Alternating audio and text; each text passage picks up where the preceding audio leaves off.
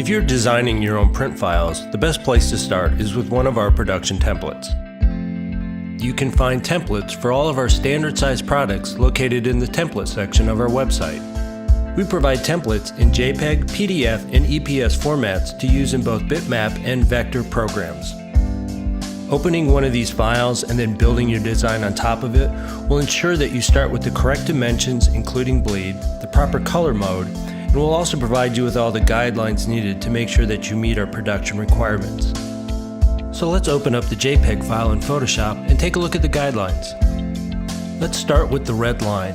This is the cut line, which is the actual dimension of your finished product.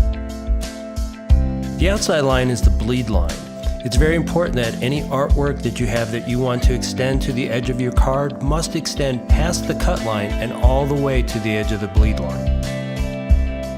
Finally, and probably most important, is the safe area. You want to keep all of your text and graphics inside this area to keep it away from the blade to make sure that nothing would get trimmed off during the cutting process. And one last thing, you want to make sure that the template is not visible on your final file. So if it's not completely covered up, make sure to turn it off or delete that layer.